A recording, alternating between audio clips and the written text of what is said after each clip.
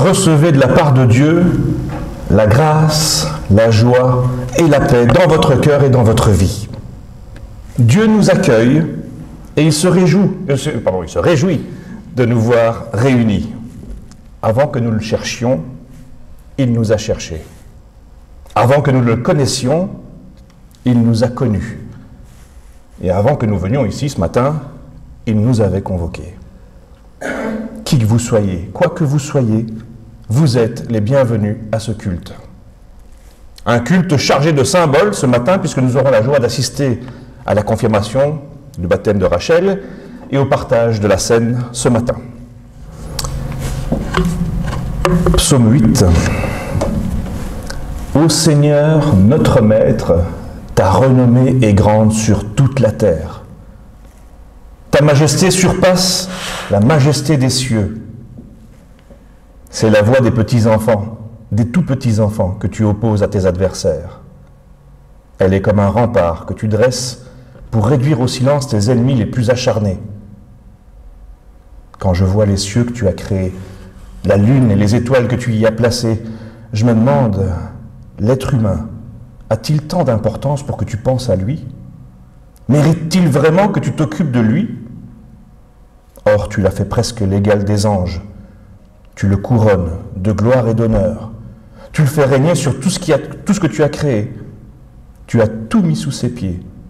Les moutons, les chèvres et les bœufs, et même les bêtes sauvages, les oiseaux, les poissons et tout ce qui va sur le chemin dans les mers. Ô Seigneur, notre Maître, ta renommée est grande sur toute la terre. Évangile de Luc, 4 petits versets, les versets 49 à 53. Je suis venu apporter un feu sur la terre, et combien je voudrais qu'il soit déjà allumé. Je dois recevoir un baptême, et quelle angoisse pour moi jusqu'à ce qu'il soit accompli. Pensez-vous que je sois venu apporter la paix sur la terre? Non, je vous le dis, mais la division. Dès maintenant, une famille de 5 personnes sera divisée, 3 contre 2 et 2 contre 3. Le père sera contre son fils, et le fils contre son père, la mère contre sa fille, et la fille contre sa mère, la belle-mère contre sa belle-fille, et la belle-fille contre sa belle-mère. Comme vous le voyez, il y a dans les évangiles des déclarations de Jésus que l'on classe souvent dans une catégorie que l'on appelle les paroles dures, ou les paroles choquantes de Jésus. Il y est question de pleurs, de grincements de dents. On y entend des critiques très dures et même des menaces. Et le passage de l'évangile de Luc que nous venons d'entendre a tout à fait sa place dans cette catégorie de paroles choquantes de Jésus. Il déclare qu'il est venu apporter sur la terre, au lieu de la paix, le feu et des divisions. Est-ce possible de la part de celui que l'on appelle à la suite d'Ésaïe le prince de la paix? Est-ce cohérent de la part de celui qui a déclaré « Heureux les artisans de paix, ils seront appelés enfants de Dieu » ? Certainement pas, si on pense que ce feu et ces divisions, Jésus les a voulus. Si les destructions par le feu et les discordes familiales font partie de son programme. Ce n'est certainement pas le cas, et on peut tout à fait le penser si on considère qu'en hébreu ou en araméen, la langue courante de Jésus, on ne fait pas toujours la distinction entre le but et la conséquence d'une affirmation. Quand on comprend « je suis venu pour mettre le feu et créer des divisions », on peut aussi comprendre « ma venue a pour conséquence du feu et des divisions ». Cela atténue le caractère choquant des paroles de Jésus sur lesquelles nous méditons aujourd'hui. Ceci dit, ne minimisons pas pour autant la forte interpellation des paroles évangéliques du jour. Elle nous rappelle que le message n'est pas toujours facile à accepter et que la façon dont on perçoit la personne de Jésus peut être source de conflits. Jésus, si vous ne le saviez pas, Jésus n'est pas tout sucre et tout miel, et ses paroles peuvent être brûlantes et déchirantes. Elles l'ont été pour certains de ses auditeurs qui ont même pris parti contre lui, comme certains scribes, pharisiens, autorités politiques et religieuses. Oui, il y a un côté dérangeant et même subversif de l'Évangile. Mais il y a aussi un côté réconfortant du message de Jésus. pour les petits et ceux qui se savent faibles et pécheurs. C'est même sa caractéristique principale centrale. Jésus prend le parti des plus démunis physiquement et moralement. Et c'est justement en quoi il est révolutionnaire. Et qu'il a créé déjà de son temps, déjà de son temps mal perçu par certains. Il en est mort sur la croix. D'ailleurs, Jésus le dit de façon un peu voilée dans les versets de ce dimanche, en parlant étonnamment de son baptême à venir. Voici ces paroles. « Je dois recevoir un baptême, et quelle angoisse pour moi, jusqu'à ce qu'il soit accompli. » Pour bien comprendre et faire le lien avec le reste de notre passage, il faut s'attarder un moment sur cette déclaration. Elle est en effet, à première vue, étrange, car Jésus a déjà été baptisé par Jean le Baptiste. Mais si on considère que le baptême est une plongée mortelle dans l'eau et que la sortie de l'eau est signe de vie nouvelle, on comprend que Jésus, en parlant de son baptême, parle en fait de sa mort future et de sa résurrection. On retrouve cette idée d'ailleurs chez l'évangéliste Marc, au chapitre 10 et verset 38. Et par la suite, chez l'apôtre Paul, qui présente le baptême de la même manière dans Romains 6, les versets 3 et 4. Il est donc tout à fait logique qu'à propos de la violence que sa venue a provoquée, Jésus parle aussi de sa mort sur la croix, au pied de laquelle le contraste, la division entre ceux qui pleuraient et ceux qui ricanaient était évident. La présentation par Jésus de sa mort et de sa résurrection comme d'un baptême est dans la même ligne que la constatation selon laquelle son message peut être brûlant et diviseur. Qu'en est-il aujourd'hui ? Il faut bien reconnaître que dans notre monde occidental, le message de Jésus n'est pas reçu comme un message percutant. Il est bien souvent ignoré par la majorité de nos concitoyens, et Jésus, dont le nom est connu, n'est guère plus qu'un personnage du passé bien sympathique. Et en même temps, pour ceux qui le connaissent, il est cause de polémiques et de conflits, à deux niveaux, entre les laïcards purs et durs et les croyants, et par ailleurs, parfois entre croyants eux-mêmes. Des interprétations opposées du message de Jésus qui ont autrefois provoqué des violences épouvantables, et encore aujourd'hui, cause de division entre chrétiens, et parfois à l'intérieur même de certaines familles. Alors que dire, que faire face d'une part à la méconnaissance et l'indifférence vis-à-vis de Jésus et de son message, et d'autre part face aux divisions qui existent entre chrétiens. Il faut pour cela, me semble-t-il, un message centré sur l'essentiel et plus dynamique. Si nous nous contentons de parler de Dieu mollement et de façon vague et générale, si en son nom nous sommes promoteurs de paix factice, masquant les injustices, si nous sommes les témoins de Jésus dans le cadre d'une spiritualité sympathique, mais sans effet social, alors, effectivement, l'indifférence des uns, le rejet des autres, ainsi que les divisions futiles persisteront. Pour éviter cela, il faut une lecture plus intensive des Écritures, un travail et des débats théologiques plus intenses, non réservés à quelques spécialistes pour être porteurs d'un message fort. Au besoin, un message dérangeant, même clivant. Sans doute sentirons-nous à certains moments la brûlure du feu sacré, redoutable mais aussi exaltant. Car en transmettant un message énergique, nous serons les témoins de celui qui a affronté la violence jusqu'à la croix. Et n'oublions pas ceux qui, encore maintenant, affrontent opposition et persécution à cause de leur foi. Prions pour celles et ceux qui ont le courage face au mal. Ces paroles exigeantes de Jésus ne sont pas une condamnation désespérante, mais l'annonce d'une œuvre extraordinaire de Dieu, celle de sa grâce et de son amour répandu dans notre monde. Par ces paroles, Dieu nous adopte comme ses enfants, et sa lumière entre dans nos vies. Or, lorsqu'une lumière surgit, elle révèle tout ce qui se cache dans l'ombre. Et je lisais une prédication de Martin à propos de ce passage, et il disait que quand on appuie sur un interrupteur, quand il fait noir évidemment, les ténèbres disparaissent immédiatement. Elles n'ont plus de place Ainsi en est-il de la clarté de Dieu. Elle dévoile, elle juge, elle chasse ce qui est contraire à sa splendeur. Et loin d'être une menace, c'est une grâce. Par sa parole, par l'Esprit, Dieu éclaire nos consciences et nous met en garde. Il nous relève, nous met sur une bonne voie. Heureusement qu'il en est ainsi. Que serions-nous sans ces appels, sans cette voie qui nous détourne du mal et qui nous conduit vers la vie? Mais nous savons aussi combien le cœur humain est habile à tolérer la coexistence du bien et du mal, de la lumière et de l'obscurité, pour des raisons de confort, de convenance ou d'affection. Nous en venons à mêler les deux jusqu'à brouiller notre discernement. Et on peut lire un petit passage dans le livre des rois où le prophète Élie interpelle les tribus d'Israël sur le mont Carmel devant les prophètes de Baal. « Quand cesserez-vous de sautiller tantôt sur un pied, tantôt sur l'autre ?»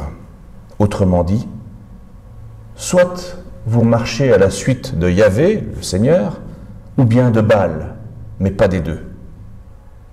Et le texte ajoute, personne dans le peuple ne répondit.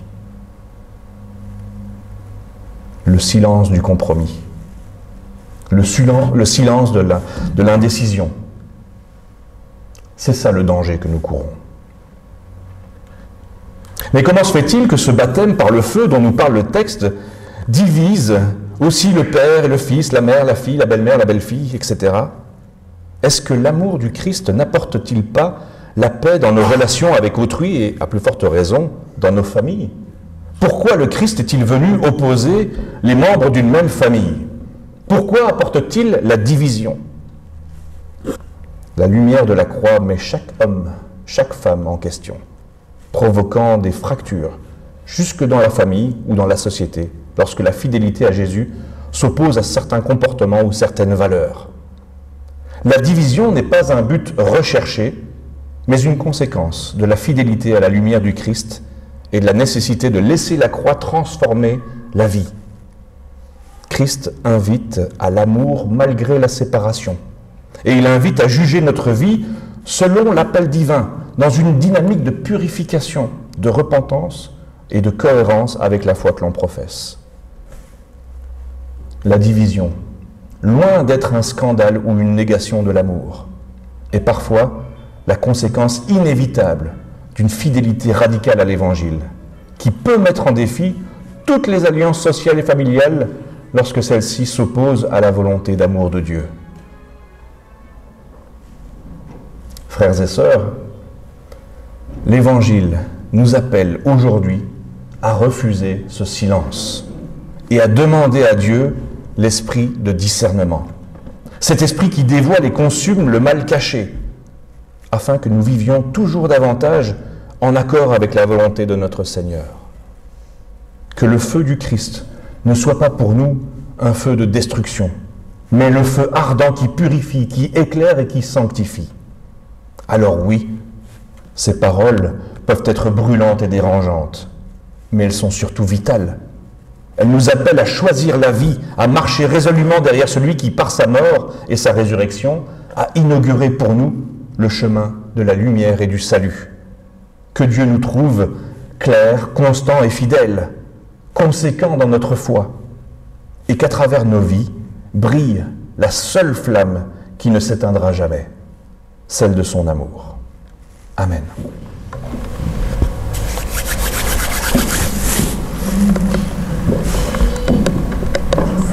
J'ai oublié de mettre un truc, c'est pas grave. Je vais m'adresser particulièrement à Rachel. Tu restes à ta place encore un instant, mais on attend que tu te lèves dans quelques instants. Et Rachel, tu as été baptisée au nom du Père, comme Dieu a conduit son peuple à travers la mer Rouge vers la liberté. Il te libère, il nous libère par son amour de toute peur, de tout esclavage, de tout manque de foi, et il nous appelle à une vie nouvelle. Rachel, tu as été baptisée au nom du Fils, parce que cette nouvelle naissance s'accomplit en Jésus-Christ, qui a vécu, a parlé, est mort et est ressuscité pour nous faire découvrir que la confiance peut surgir dans le doute, le courage dans la peur, le réconfort dans la souffrance. Ce nom de Jésus implique la vie et le bonheur pour chacun et chacune. Tu continueras à l'utiliser pour guérir, pour délivrer et faire vivre. Rachel, tu as été baptisée au nom du Saint-Esprit, comme l'eau qui tombe sur le sol, qui fait germer la plante et lui fait porter des fruits. Ainsi, le Saint-Esprit fait jaillir en l'être humain une vie nouvelle, une vie ouverte à Dieu et aux autres, avec au lieu de l'incrédulité, la foi, au lieu de la résignation, l'espérance, et au lieu de l'égoïsme, l'amour. Dieu veut pour toi cette vie accomplie, c'est ta vocation, qu'elle soit ta joie et ta paix. Ton baptême reçu enfant signifie que Dieu t'a aimé le premier, et aujourd'hui, tu veux y répondre devant nous ce matin. Durant de nombreuses années, je cherchais ta présence. Aujourd'hui, je sais que tu es là, et devant vous, je peux le confirmer. Comme ce fut le cas pour certains d'entre nous, j'ai été baptisé dès ma naissance. J'ai dû faire mes communions, ma confirmation en l'Église catholique. Mais était-ce mon choix? À l'époque, je doute. J'ai dû faire comme vous l'a inculqué, assister aux messes catholiques. Mais déjà petite, je ne me sentais pas à ma place. Je me suis éloigné du chemin de Dieu. J'étais perdu. J'étais envahi par le doute. Dieu était-il toujours à côté de moi? Durant de nombreuses années, je me suis cherché. J'ai vécu de lourds fardeaux, traversé de gros moments de doute, de peur. Et un jour, par quel miracle, j'ai osé franchir les portes d'une église protestante à Bruxelles. Et là, je me suis à nouveau senti épanoui et rempli de force en sortant de là. Ma foi en Jésus-Christ était de nouveau là. Ma foi en Christ s'est renforcée grâce à vous, mes frères et sœurs, qui ne me portez pas de jugement, et qui est présent afin de me soutenir, tout comme Christ le fait par sa présence. J'aimerais remercier certaines personnes de notre communauté en ce jour particulier. Ces personnes, malheureusement, Nicole, qui n'est pas là, qui m'a accueilli au sein de cette église, mais aussi notre pasteur Yann, qui a été présent lors de ma présentation, et qui m'a conforté dans ma foi, ainsi que celle qui partage ma vie et qui est présente dans mes moments de joie, de doute, sans oublier ma sœur présente en ce jour. En ce jour, ce n'est pas le choix de mes parents, mais le mien. Et je vous prends comme témoin, et je continuerai à vivre dans la foi, et que je suivrai le chemin que Christ nous montre à chaque instant, d'aimer mon prochain, comme il l'a fait et nous l'a enseigné. Par cette confirmation, je prends conscience que je n'ai pas besoin de reconnaissance, de mise en avant, pour telle ou telle raison, mais que donner un peu de son temps, pour aider, parler avec un ami, est plus important, tout comme le partage. Amen. Amen.